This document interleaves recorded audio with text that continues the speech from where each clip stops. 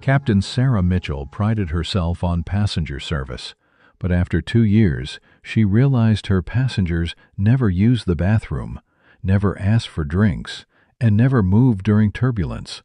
Tonight, she found out why. Sarah Mitchell was a 34-year-old experienced private jet pilot. She worked for Platinum Air Services, based in Los Angeles, and served ultra-wealthy clients. Her salary was excellent, her job was prestigious, and she could fly to the most luxurious places in the world.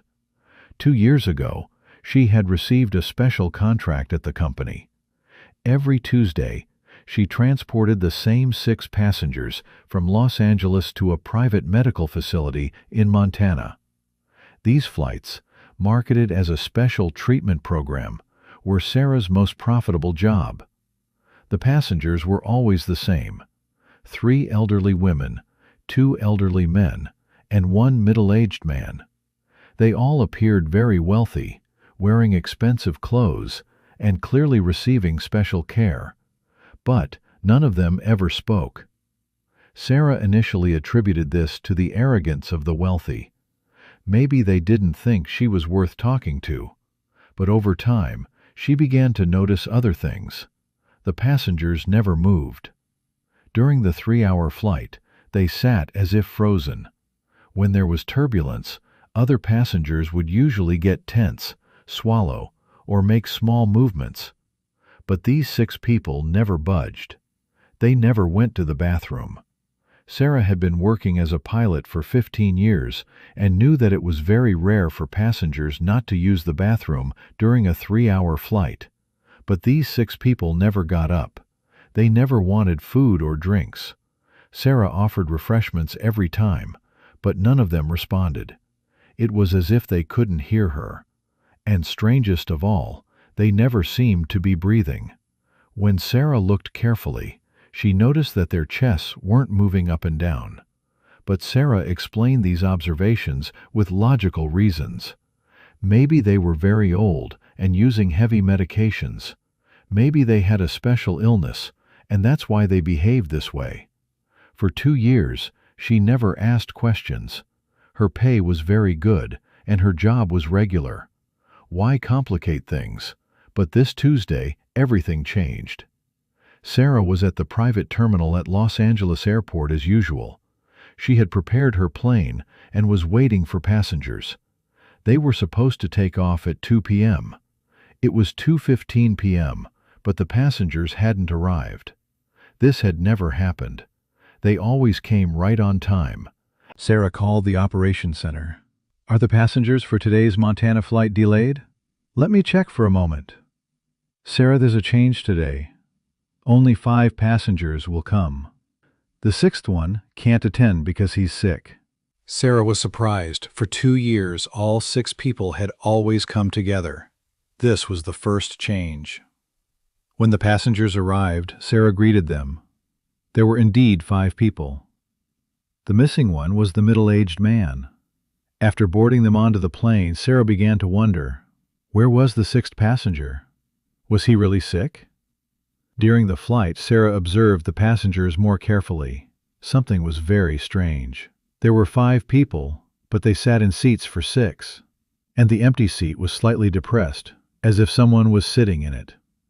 Sarah checked through the cabin camera. Yes, 5 people were visible, but the mark on the 6th seat was very strange. When they arrived in Montana, private ambulances were waiting as usual, but this time there were 5 ambulances, not 6. Sarah watched carefully as she disembarked the passengers. Ambulance personnel carried the passengers on stretchers. This was normal because they were all elderly and sick. But something caught Sarah's attention. The sheet on one of the stretchers was very flat, as if there was no one underneath it. Sarah was curious and followed behind the ambulance. As the personnel loaded the stretcher into the ambulance, Sarah approached. "Excuse me," Sarah said. "Is everything okay?" The personnel was surprised. "Everything's fine, just standard procedure." But when Sarah looked more closely at the stretcher, she was certain. There was no shape of a human body under the stretcher. The sheet lay flat. "What's under the sheet?" Sarah asked. The personnel panicked. I can't discuss patient information. At that moment, a horrible suspicion came to Sarah's mind. Was the sixth passenger really sick? Or? Sarah returned to her plane, but her mind was very confused. She knew very little about the passengers she had been carrying for 2 years. She just thought they were wealthy, sick people. But now she had suspicions. During the return flight to Los Angeles, she constantly thought. Her passengers never talking, never moving, never seeming to breathe. When she arrived in Los Angeles, Sarah made a decision. She would learn the truth about this job. The next day, Sarah went to work early and began researching Platinum Air Services files. She found documents related to the Montana contract. The contract was under the heading Special Medical Transportation. The client was a company called BioLife Medical Research, and the passengers were described as patients in a special treatment program. Sarah researched BioLife Medical Research on the internet. The company was real and specialized in organ transplantation. Their website advertised special treatment programs for elderly patients. But when Sarah dug deeper, she found suspicious things. There were problems with the company's licenses. They had undergone FDA investigations and received several warnings. The most shocking discovery was past news reports. It was written that BioLife was connected to organ trafficking suspicions, but their cases had been dropped because insufficient evidence was found. Sarah's heart raced. Were her passengers really sick people, or was she carrying something else? That night, Sarah called her old colleague, Dr. Jennifer Walsh. Jennifer was a forensic medicine expert and Sarah's university friend. Jenny, I'm going to ask you something. If someone was dead, but recently dead, what would their external appearance be like? Jennifer was surprised. Sarah, why are you asking? Did you see a crime? Just curious. Theoretically, a recently deceased body can look alive for 24 to 48 hours, especially if kept cold. But it doesn't breathe. The heart doesn't beat, and Sarah hung up the phone. Now she understood the horrible truth. The patients she had been carrying for 2 years were actually dead. BioLife was transporting dead people to their facility in Montana for their organs. And Sarah was the instrument of this. But even worse, how had these people died? Was it natural death or something else? Sarah couldn't sleep that night. The next morning she made a decision. During Tuesday's flight, she would examine the passengers more carefully. When Tuesday came, Sarah placed special equipment on her plane, small cameras and audio recording devices. If there really was organ trafficking, she needed to collect evidence. When the passengers arrived, Sarah greeted them differently than usual. She looked very closely and definitively understood the horrible truth. The passengers' eyes never blinked. Their skin didn't have the pinkness seen in living people. And most importantly, their chests never moved up and down.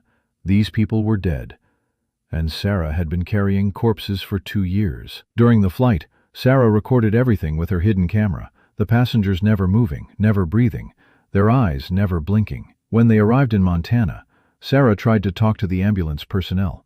These passengers, are they alive? She asked. One of the personnel panicked. You shouldn't be asking questions. Just do your job. But the other personnel spoke more openly. Look, pilot, you've been doing this for 2 years. You must know the truth by now. What truth? These aren't patients. They're specimens for organ harvest. Sarah's world collapsed.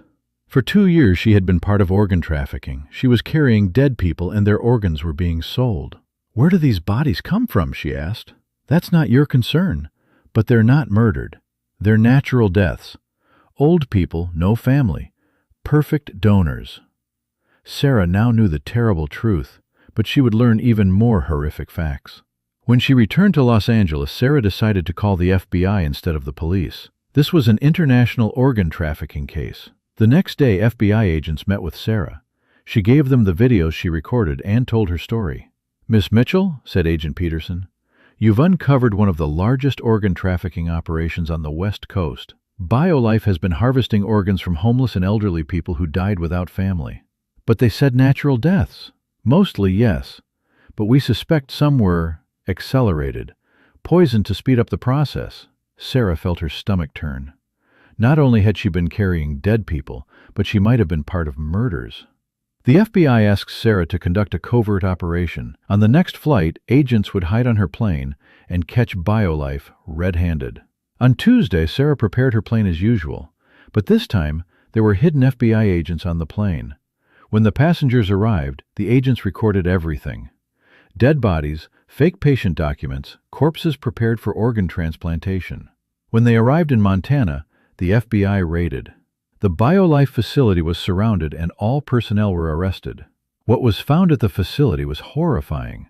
Hundreds of organs, frozen corpses, and catalogs prepared for organ sales. There was a price list for each organ. Heart, $100,000. Liver, $150,000. Kidney, $50,000. Dr. Marcus and the owners of BioLife had been doing this for 20 years. They targeted homeless people, elderly patients, and people without families. They killed some, waited for others' natural deaths. The passengers Sarah had carried were 312 people in the last 2 years. All their organs had been sold. The case created a huge scandal. The media called it the dead passenger scandal. Sarah had to be protected by the FBI for cooperating with the operation. Sarah testified in court. She felt guilty for not noticing sooner for 2 years. "I should have noticed sooner," Sarah said. 312 people died because I didn't ask questions. But the judge said, "You exposed the truth when it mattered. Without your courage, this would have continued for years." The owners of BioLife received life sentences. Organ recipients were identified, and many died due to fake organs. Sarah retired from piloting. She couldn't fly anymore. Every time she boarded a plane, she remembered those dead passengers. Instead, she began campaigning about organ donation. She encouraged people to make legal organ donations. If more people were voluntary organ donors, she would say, these horrible trafficking operations wouldn't exist. Sarah's story also changed the aviation industry. Now private jet pilots were held more responsible for passenger control. Because Sarah had learned that sometimes the most horrible crimes hide behind the most normal-looking jobs, and silence is the same as being an accomplice to crime. For 2 years, she hadn't asked questions. But when she finally asked the right questions, she was able to save hundreds of lives. Every pilot now knew they owed their passengers not just flight service, but humanity. And sometimes being suspicious is a braver choice than staying silent.